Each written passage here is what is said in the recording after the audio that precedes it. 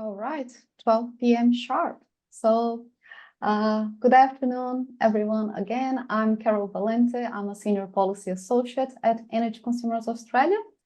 It's a pleasure to welcome you all to this session. We got a big audience today, nearly 200 people registered for this webinar, and we're very honored and pleased to have you share a bit of your time with us today.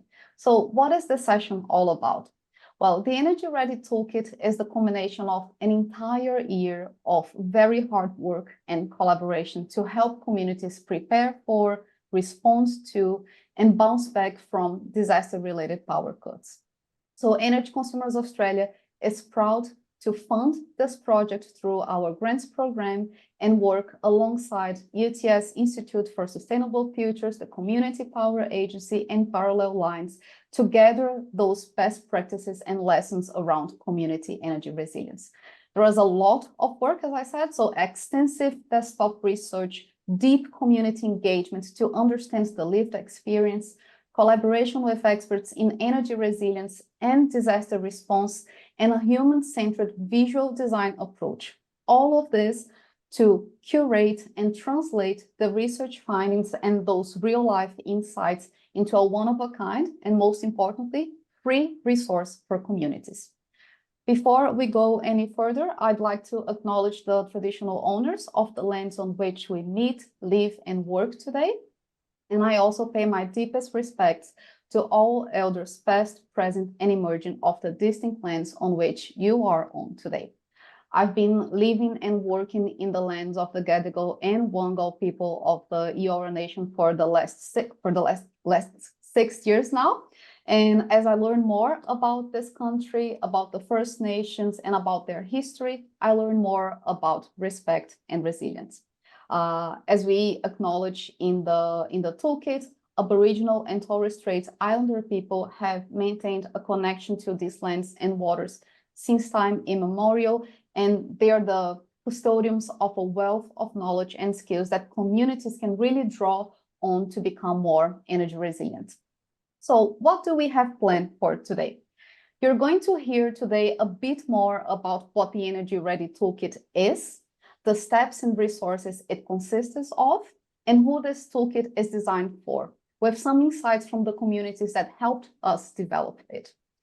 You're going to hear all of this from some people in the project team, not everyone, unfortunately, because I'm sure you cannot be here for 4 hours, but I would like to take this opportunity to thank everyone that was involved in some way at some point in this project. You all know who you are, and if I were to name here, then again, you'd be here for 4 hours. So we'll also have time for a brief panel discussion with all the presenters, plus a representative from the research community workshops, and we'll have time to take questions from the audience. So I encourage you to submit your questions at any time via the Q&A feature in Zoom. So that's the 2 speech bubbles at the bottom of your Zoom screen. And you can also upvote those questions, and we'll be prioritizing those that receive more votes. So let's start with why be energy ready.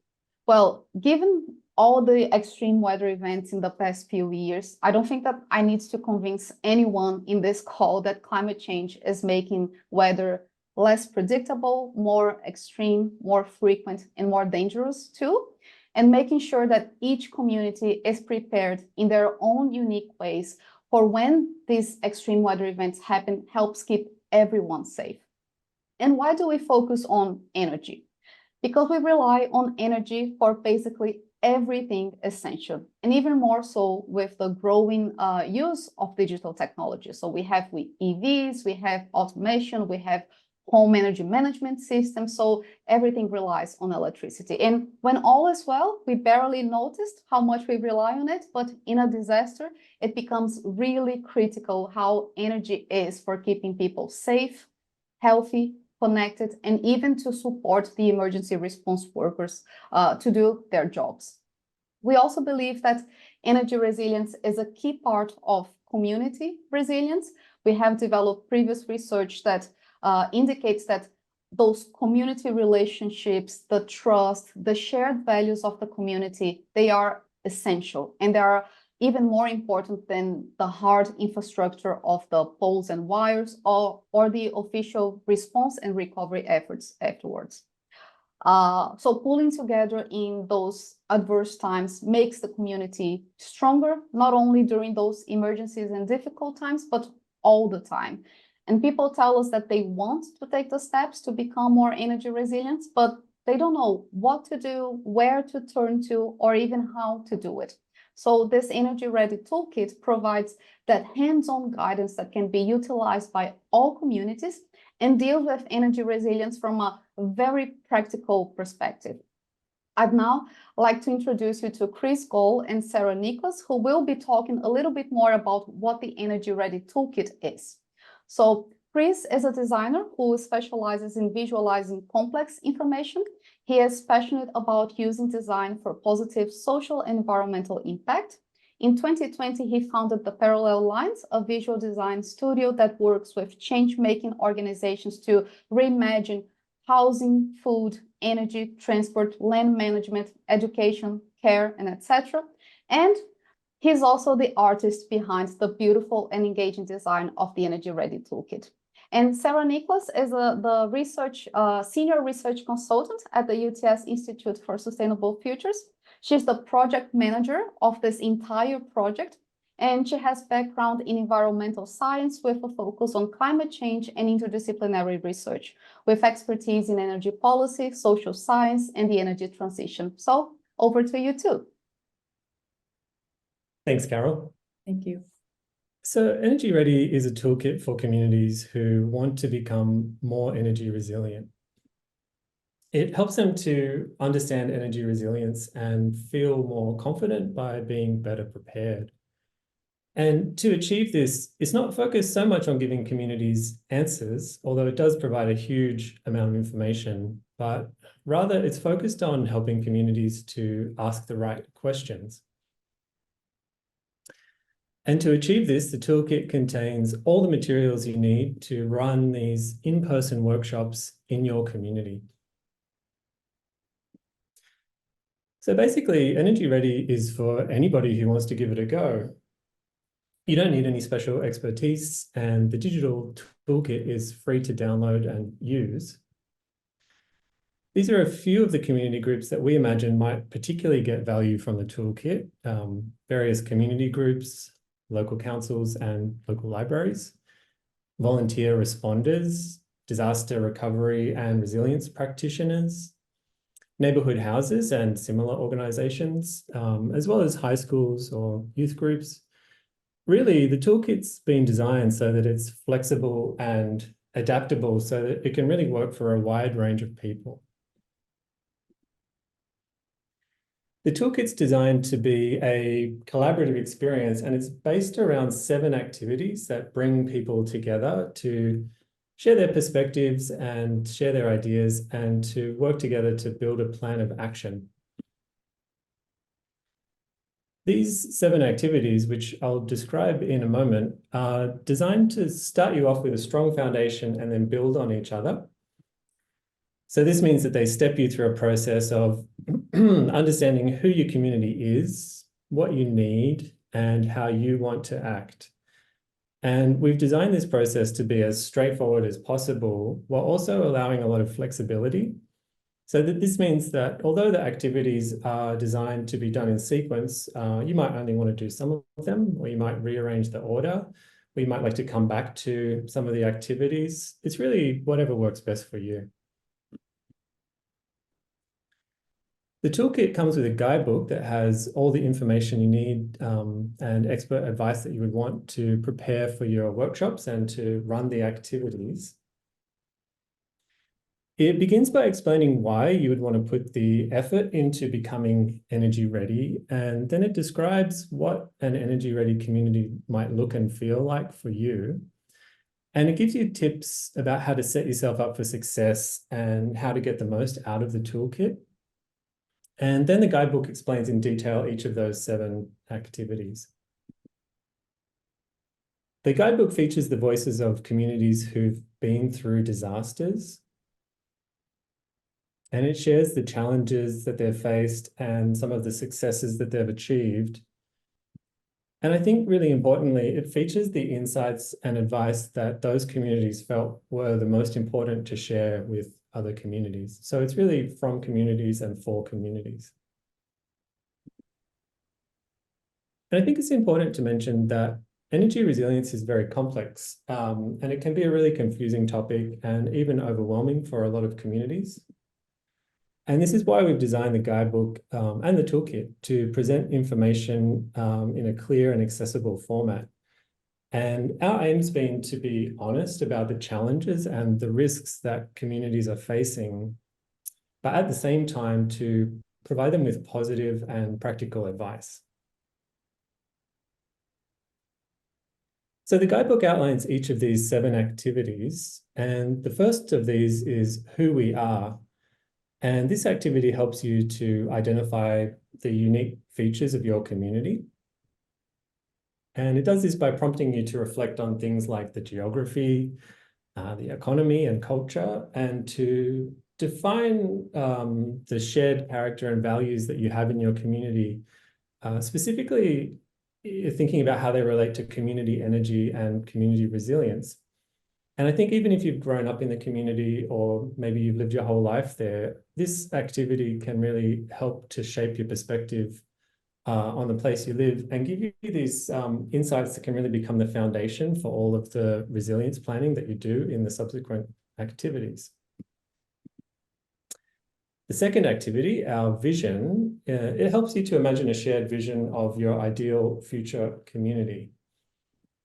And this is so that your planning isn't only based on responding to hazards, but so that you can take into account the kind of community that you want to become. You can imagine what you'd like your community to feel like, say, in 25 years, and then you can work towards this vision as you build your plan. The third activity, hazards and risks, helps you to understand the risks you face, thinking about the people and buildings and other assets that might be vulnerable. The toolkit includes these hazard assessment worksheets, and there are 7 for the most common hazards that Australian communities face. And there's also a blank worksheet you can use to address any other hazards or threats. And once you've thought about the hazards that your community faces, you can then use the risk assessment worksheet to think about the people who are vulnerable, as well as the natural and built assets in your community that are at risk. And then you can use the risk matrix card to have a discussion about levels of risk. And that's thinking about how likely something is to happen and how bad it would be if it did happen. The fourth activity, our priorities, which I guess in many ways is really at the heart of the toolkit, it helps you to work out, when it comes to community energy resilience, what's most important for the people in your community. The Priorities Explorer helps you to broaden your perspective by exploring high-level needs that different groups of people may have at different times.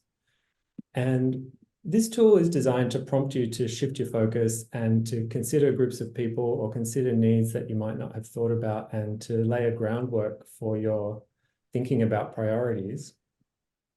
And then alongside this, these product and services cards help you to think about the tools and the systems that are important to support those different human needs. And some of these are things that you might have in your home or your workplace, like mobile phones or hot water systems, while others are shared infrastructure like streetlights or mobile phone network. So while you're using those tools, you can write down the things that you think are important on these Our Priorities cards.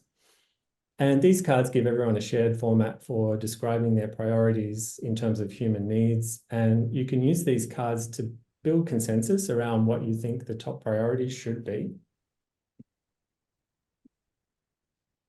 The fifth activity, What's Possible, then helps you to explore how your community could respond to those energy resilience priorities.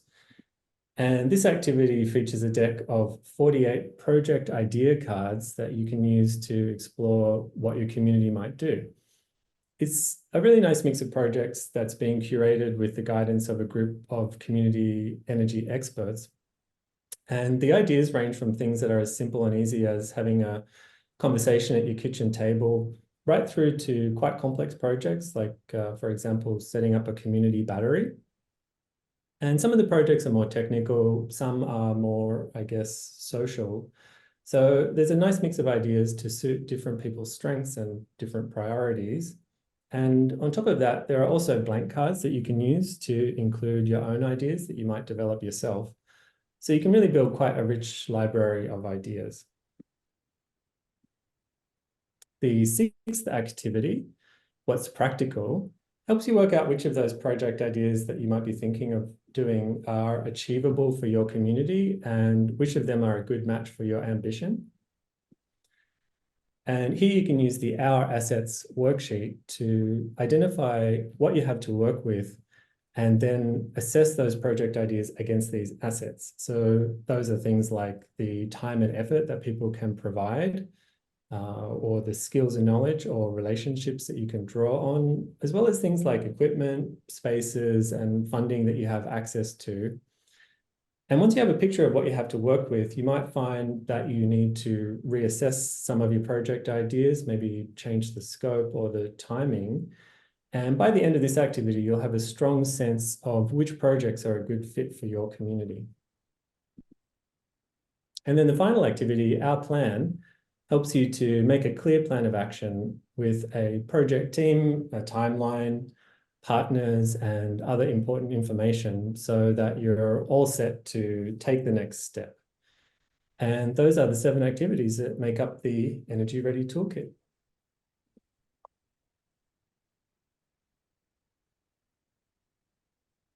Oh, you're on mute, Sarah.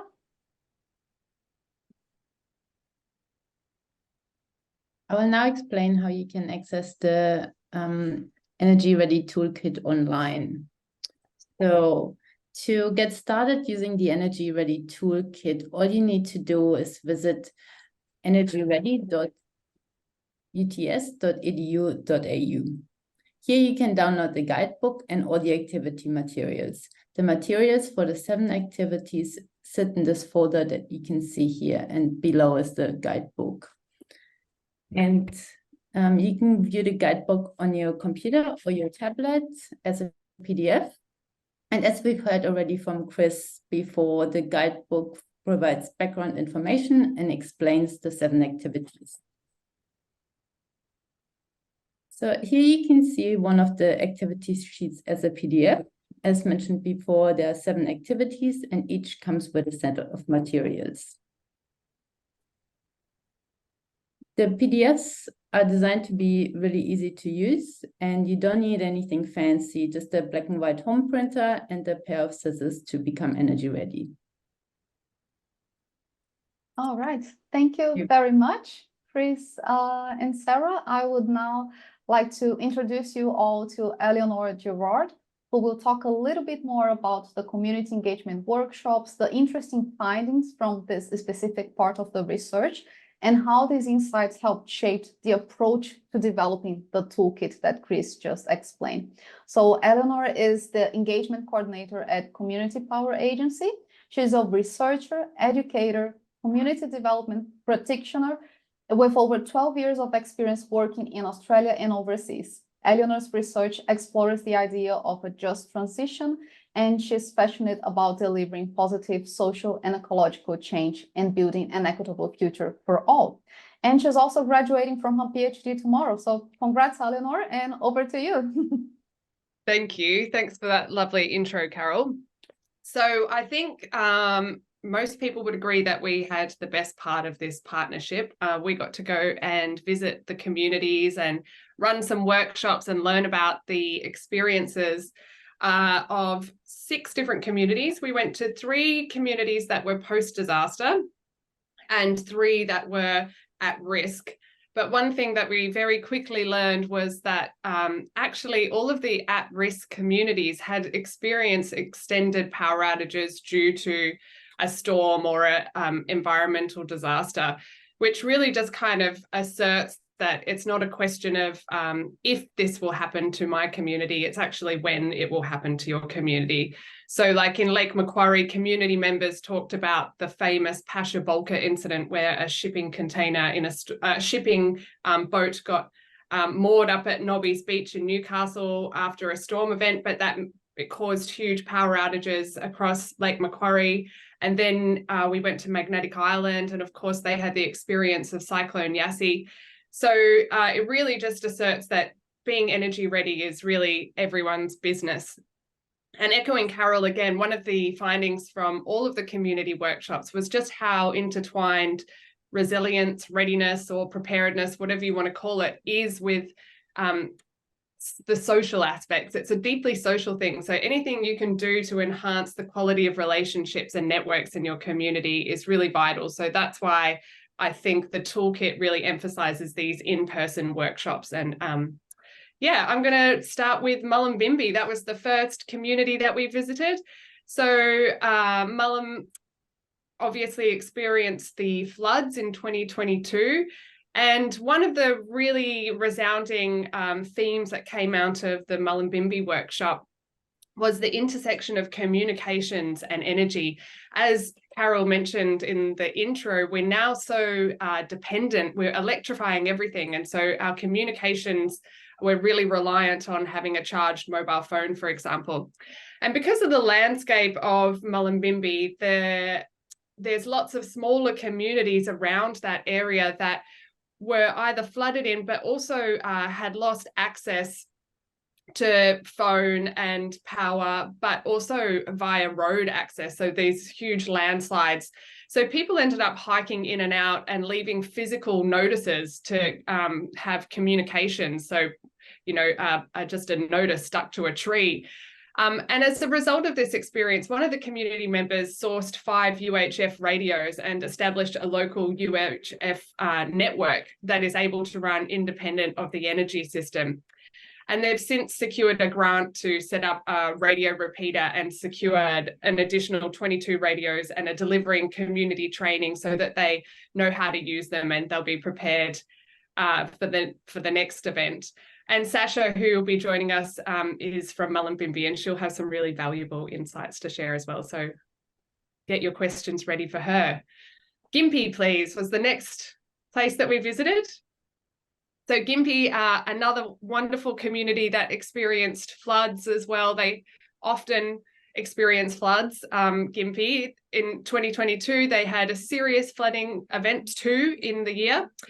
So an interesting feature of the community insights from Gympie was that, like many regional areas, they've experienced a post-COVID influx of new people. It's caused a changing population. And for the newly arrived community members, they don't have this local knowledge of what road floods and to always have stocks of you know, your baked beans, and, you know, when you get a flood warning, if you might be safe where you're living, but you are soon to have no water access, or and so they don't have this kind of knowledge and preparedness, and means they're more vulnerable and can be more adversely impacted. And again, this toolkit really speaks to how you can engage all community members and share in a workshop setting those really deep, rich local insights to newly arrived people that might not have those same insights already. And the next community that we went to was Bonang, which Bonang is very small little community in East Gippsland. And in fact, we ran the workshop in Bonang, but there was actually people in the workshop that were from Goongarra and Bendock, as there's several other kind of smaller towns in and around that area. And this was a really wonderful insight into the challenges and complexities of rural and remote communities, particularly in fire-prone areas like East Gippsland. And so they have different and unique kind of approaches to preparedness and resilience, and many properties have individual fire plans. And remote living means that some people have gone to lengths to become off-grid with their own solar and batteries installed and Starlink internet. So they have their own kind of individual, I guess, energy resilience. And so that was really interesting to learn about. But also, having lived through the fires in 2014 and 2020, the community have initiated some really wonderful and resilience activities, like establishing a skills roster, who can butcher things, who can grow things, really practical insights there. And they've stocked their community hall with supplies such as sleeping bags and generators and water pumps and first aid kits. And independently, they fundraised $70,000 for a solar backup system for the Goongerra Hall. And as you'll see, and I think that Chris has alluded to, all of these kind of rich stories are woven throughout those activities in the toolkit. And the next community we visited was Lake Macquarie, which was a technically at risk, but as we heard, they've experienced power outages due to storms. And Lake Macquarie really demonstrated how diverse communities are. And so both in geography and in the demographics of the community in Lake Macquarie. So there were people from culturally and linguistically diverse backgrounds, elderly people, young people, socioeconomic differences, and so forth. And an older community member shared their experience of getting lonely and feeling isolated when they experienced a power outage, as they usually relied on the radio for comfort and communications updates. And so, again, this really confirms to me this need for diverse and accessible workshops that are inclusive and really think about who are the different people in our communities and what are their different needs and how can we meet them where they are. And the Mornington Peninsula. So Mornington Peninsula, for those unaware, is, I'm just assuming that everyone knows where these places are. So Mornington is in Victoria, and it's about an hour south of Melbourne. And the Red Hill is a smaller community in Mornington where we ran the workshop. And again, residents were very familiar with power outages there. There's been some quite dramatic storms, and there's often trees that go over the distribution lines. And so they had experienced a storm where they were without electricity for weeks, and the community there doesn't have water or sewage systems. So they're not on kind of urban main systems. So their experience of a power outage actually had a really significant impact on their quality of life. It's not just being able to turn your light on, it's actually having no running water and no flushing toilet. And the Red Hill General Store in that little community is a critical community centre. It serves as like a post office, a general store, a meeting point, and much more. It's also the place where water was dropped off when they had that power outage. The store has solar, but the community has been pursuing the installation of a battery to make it more energy resilient in times of outages, which is really interesting. And I think another important thing to note is, you know, these small local businesses, they are also providing, you know, food and all of these other critical services to the community, but they're a small business. And if they lose their power, they have wastage of stock. They're unable to sell milk to such and such because they don't have an FPOS machine. So it's actually energy resilience is also about local economic community resilience as well. And the last but not least, probably quite a fun trip, was visiting the community in Magnetic Island.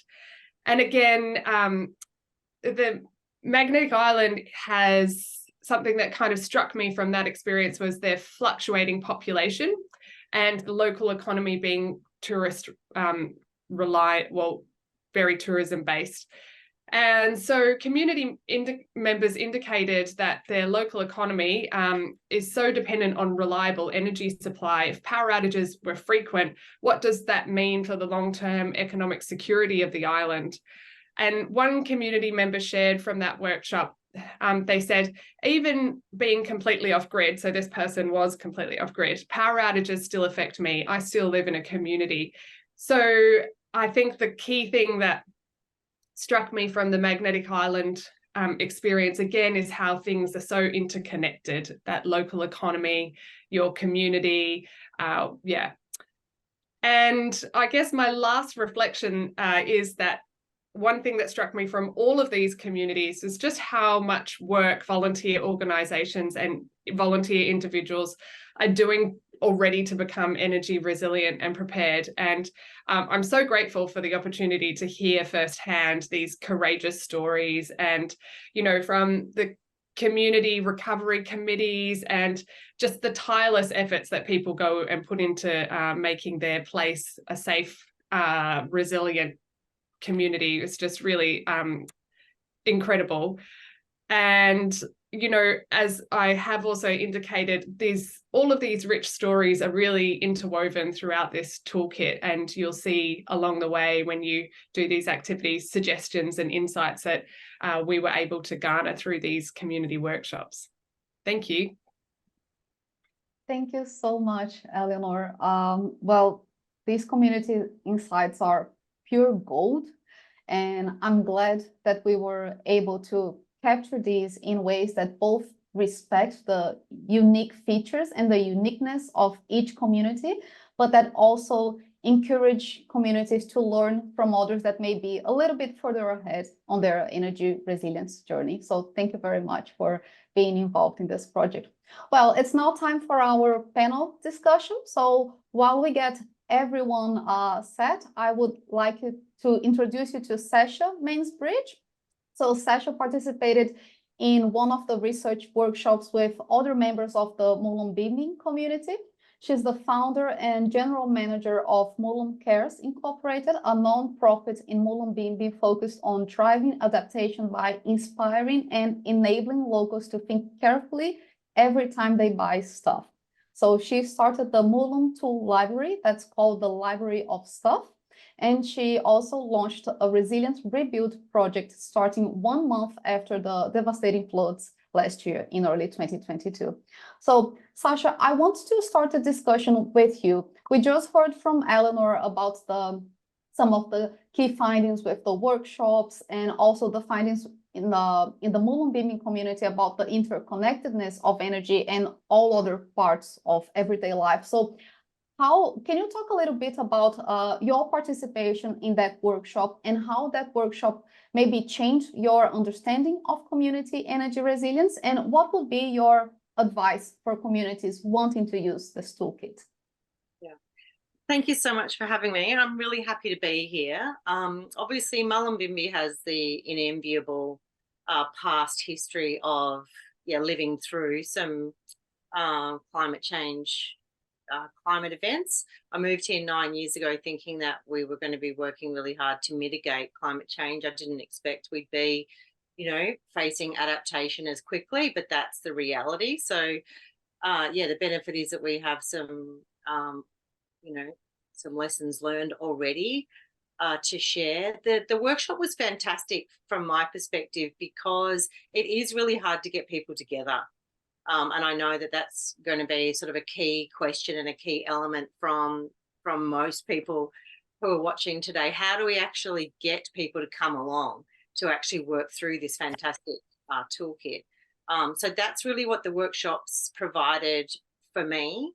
It meant that all of the communities, so as Eleanor mentioned, Mullumbimby is quite unique. We have sort of what you would almost call rural communities, so remote communities that are out of town that got cut off. But we also have Mullumbimby as a town, and there are other sort of almost, they're quite urban little townships. So we cover both types, sort of a remote setup and then also an urban setup. And we were able to talk through our experiences of the reality of a climate event, emergency like the flood, where some of the remote communities literally got cut off completely physically, as Eleanor said, but they definitely had no power for an extended period of time, much longer than the township of Mullumbimby. And we've been able to, through ongoing engagement, which we have simply because we are in a recovery phase still in the Northern Rivers, there are official meetings through our community resilience networks whereby all of the organisations, so there's each of those remote communities that were cut off, now have formalised incorporated associations, so groups that have become formalised in terms of preparing, so resilience building. Some of them are very advanced. So the main disaster recovery organisation, I think, is probably who Eleanor was referring to when she said that there's one group in particular. They've got significant funding. They've already deployed significant energy assets to like specific places within the valley, so that they don't have it all in a little shipping container in one place. They know that could literally, that their whole valley will fragment. So they've deployed the energy assets exactly where they believe they'll be required. Of course, we can't completely predict the future, but that's the benefit of our experiences. We have been through a massive disaster, and so we're doing our best to plan for the future. Yeah, fantastic. Thank you so much. I know, Sarah, you have a question too, right? Yeah, I've got a question to Eleanor. So as a community engagement and facilitation expert, who do you see the guides, who will pick it up, and how can it be passed around, and why would particular people be interested in picking up the guide? Yeah, thank you for that question, Sarah. I think, as Sasha's story kind of already indicates, it's challenging to bring people together, but disasters are everyone's business. Emergencies they impact everyone. Therefore, building preparedness and resilience and getting ready for them is also everyone's business. I'm really mindful of the observation from all of the workshops of weary volunteers, tired people that are really, they're the ones showing up all the time, having these conversations. So it'd be really wonderful if the toolkit could be picked up by some resourced organisations, so such as local councils. It could be housed in libraries and made available, as well as a room to rent for community groups, or, Red Crosses, some other organisations that have a little bit of resource that could at least facilitate and support the early starts of these groups. In saying that, I think as the toolkit has been designed, and from what I've gleaned from the community workshops, is that actually resilience and community can be really small, and it can also be really big. So your council could have a disaster preparedness plan, and this could, facilitate a work alongside that. But one of the really interesting things from Magnetic Island actually was someone was like, well, I really think we should just focus on clusters. I think that, having your little immediate neighborhood and actually having kind of a bit of a tiered plan, not just getting overwhelmed that it needs to be for the whole community. Like Sasha has indicated, Mullumbimby, for example, is actually multiple different communities. So it could be you wanting to start something with your neighbors, and as simple as that. So I feel like it's for everyone, this toolkit. And I really encourage people that haven't volunteered in their community and haven't started something like this to step in and, take the relay baton from someone that's been doing a lot of volunteering, and, start some conversations with your neighbors and your local community, and start to get prepared and ready, energy ready. And I have a question now for Chris. So we, having done all of the kind of community engagement, we were really inspired by how you transformed all of the insights from that and experiences into this guide. And so can you tell us a little bit about the process and why you chose to present the information as a toolkit as it stands? Yeah, sure. I think listening to what everyone's been saying, it's really obviously such a complex, and I think the topic is so complex, and if you look at it all at once, it just, even for me as an information designer, I find it quite overwhelming. So I guess our approach has been to really focus on the audience, and I think the whole project team has had a really laser focus on why we're doing this and who we're doing it for. And I think that really helps, because then that way you can think about what people are feeling and what people need. And I think this project's been so successful because quite often designers are brought into projects quite late in the process, you know, when the research is already done and maybe you're asked to make things look nice. But really, this project's been so collaborative from the outset, and the project team's been really open to the process. I remember when we first began, the brief was, I think, to design a guidebook, but now, as you say, it's become a toolkit. And that just is because our design choices have all been guided by the voices of communities and the insights that's come out of the research that you've done and that ISF have done. And yeah, I think we've been so successful because Carol and all of the team have been really open to this process. I remember it must have been maybe 6 months ago. I was talking with Carol and I said, I don't know what it's going to be yet, but I would be worried if we did know. And I think that's the kind of approach you need to take if you're going to make something that's actually going to be really useful and usable for people. Great. Yeah. Thank you. Absolutely. And I do remember that question, Chris, and I think it's how we approach a lot of exploratory and groundbreaking work as well. So as in, we don't know what we will end up with, but we're making sure that the design is led by the community concerns. So yeah. All right. Well, we've got a question from the audience already. So we got a question from Felicity. So thank you, Felicity. This is really exciting. Looks like a fantastic toolkit co-designed with communities. Thank you very much. I'm glad you like it. This may be answered through this part of the presentation, but keen to know what engagement was done with energy industry in the development of this toolkit. Well, that's a fantastic question. And what we did, so throughout the project, we started the project with a very extensive desktop research to understand both the international, so overseas experience and best practices, but also domestic learnings on energy resilience and community aspects of energy resilience. We had, apart from the community workshops, we also had a group, we called it the Steering Reference Group, made of experts in energy resilience and disaster response and disaster management. So we've got representatives from emergency management organizations in different jurisdictions. We got experts in energy resilience. We got academics who have worked a lot on household and collective aspects of energy resilience. So this was truly informed by not only the community aspects, but how the community also is embedded into that broader energy and / network resilience as well.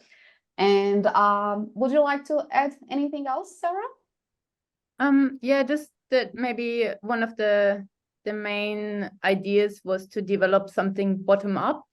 And what we have seen in the literature is often that a lot of design or a lot of projects are developed top down, and so this was a real priority to ensure that this comes out of the community. And yeah, so we thank you.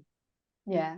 I'll also add that some DNSP, so distribution network staff, actually came along to different workshops as well. So they were research participants as well.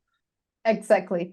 You made my point, Eleanor. So in some of the community workshop, we had representatives, and I would say that kind of expert knowledge about the local issues of the grid, the challenges with the grid, it's really important for this to be shared with communities as well as they plan their energy resilience journey. So we truly hope that this resource, which is very much community focused, actually encourages better collaboration between communities and the energy sector and the energy industry. So, well, we've got another question, and this one is for you, Eleanor. So this comes from Selena. Thank you all for this presentation today and making the Energy Toolkit readily available. You're welcome. Eleanor, can you advise what channels you use to attract residents to your workshops? Oh, very good question. I tried many different methods. So I hassled councils. I got on Facebook groups and I searched the internet for local kind of community organizations. In some instances, I was very lucky because there was already existing networks, such as like a community energy organization that were really helpful in sharing and broadcasting the community workshops. And so in research, we call that snowballing. So there's a bit of snowballing going on. And then there was just direct phone calls and telling people, inviting them, but telling them how meaningful it would be to have them in the room. I think that's mainly my approach. And networks. We also have some existing networks, which is quite fortunate Community Power Agency does. So. And if I remember correctly, there was also chocolate involved. And bribe of chocolate, exactly. And free catering. Yeah. Well, we have now a question from Arnold. And I wonder if maybe, Sasha, you want to have a go with it, because it talks a lot about the community connection. So Arnold says, I came to this webinar from the Community Forum on Climate Resilience this morning. It strikes me that the messages are very similar on the importance of community connection. What are your reflections on how to foster this connection, and what gets in the way of achieving it? Is there a sweet spot for the size of a community? And I imagine that with your experience with Mullen Cares, maybe you have a lot to tell about this too. Yeah. Look, I agree, and I understand what you're saying in terms of anything to do with sort of climate change and the impacts of climate change, whether it's about energy or anything. The community is at the heart of how we really are going to build resilience. It's not easy. We've kind of, I think, over the centuries, really, us white folks seem to have developed, communities that have focused far too much on individual reliance. And so we're having to sort of really try and re-engineer the way that we operate. Obviously, our governments hold a lot of responsibility, and we do need to try and look to them for support to help us with our community building. So I'd love to promote, there's an organisation called Plan C. So please look them up, Plan C for Community. So they've received significant funding, and they've been training people within the community to be, I think it's community carers and responders. So a whole network of people who are those volunteers in the community who want to put their hand up to be helpers in many different ways. So it's very non-prescriptive. It's just saying, do you want to put your hand up and have some training, be part of community building? And then they're invited to put forward any projects that they would like. One lady is actually he's offering to teach people how to fish. So, I mean, it's really random ideas, but it's all about building community resilience. There's a lot of people who are interested in helping with their neighbourhood, so literally doing door knocking. And I noticed in my local park, I don't even know who did this, but there's a sign up in the local playground which says Christmas party here on Saturday the 16th, 3 p.m, bring a plate. So it's just start small with your community building. Seek support from your council though, because we do have local councils. That's our local arm of government, and a lot of them do have some funding, and if they don't, they should be looking to try and get some to actually help communities find these neighbourhood activities to help start building these relationships and resilience. Yeah. And I think that, Chris, I know that when developing the guide, you including there something about you can start small. So you can start from wherever you are in the journey. Can you talk a little bit more about that? Yeah, sure.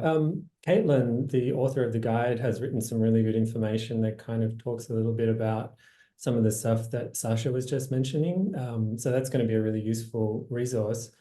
And then in terms of the project ideas, we've really tried to have a mix like that, so that it's not just that you're leaping into things like building a microgrid, but that you're actually starting small and that you're actually thinking about those community connections. And I suppose in terms of the actual workshops, it's really quite flexible, the size that you would, want to run those at. But yeah, as much as possible, we've tried to allow for that principle of letting big things grow out of small things, I guess.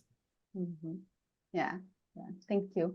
Well, we've got a question from Keith Roberts. So can I get a hard copy of the toolkit, the box, that we can use in our WAGA climate change group, that we can copy and workshop? We have bushfires, floods, and extreme heat all increasing. Well, thank you very much, Keith, for your question. This is actually something that we were anticipating we were going to be asked about. So as we just launched the online and the free version, we're getting this sense of people's interest in the physical kit, the box.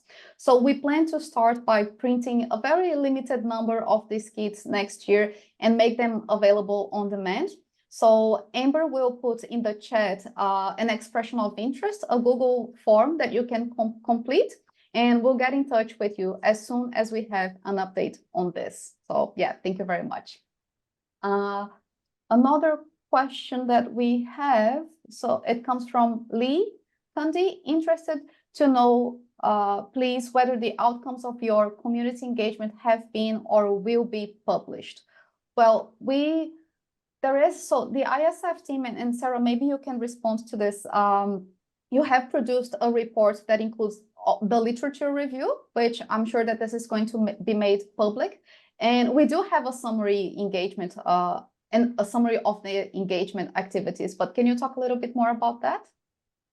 Yeah, so what we did from sort of getting a sense of the literature and what's out there, so we produced the literature review, which was focusing on what is community energy resilience, and that will be made available. And then we've got another publication, which is a summary of the engagement from basically the community groups and the findings that Eleanor talked about. So yeah, this will be made available next year.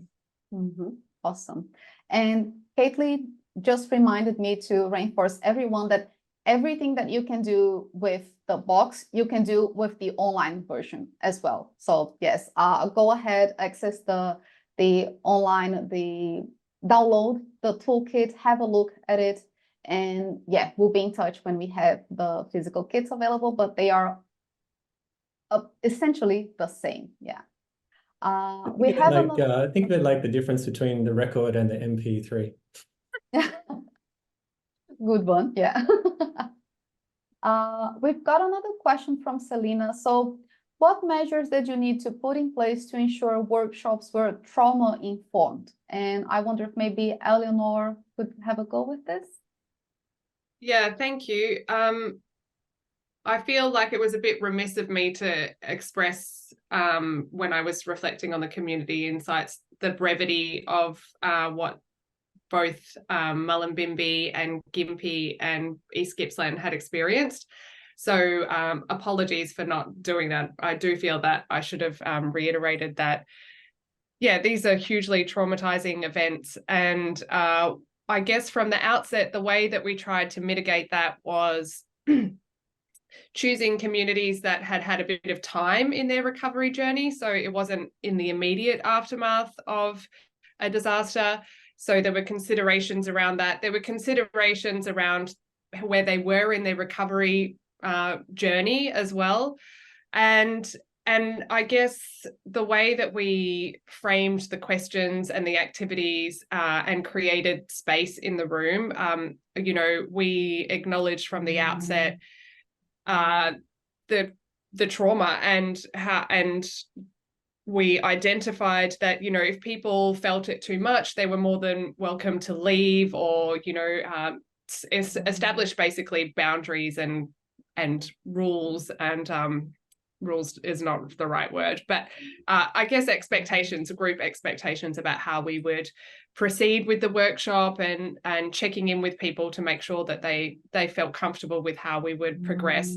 We tried to focus a little bit on the experience and, you know, actually what happened, but not too much dwelling on that, and then more looking into like knowledge sharing and future preparedness and action since then, and I guess like a more not I want to say like asset-based approach. So yeah, but one community member actually came up to us after the workshop and told us that how valuable it was having that experience to actually be able to share and open up with other community members, and that post the flood that they actually hadn't had the experience to sit in the room and be open and talk vulnerably about their experience, and that it was actually a really empowering session for them to hear from others and to be vulnerable in that room and to kind of feel like it was a safe space to have that experience. So yeah, that's what we did.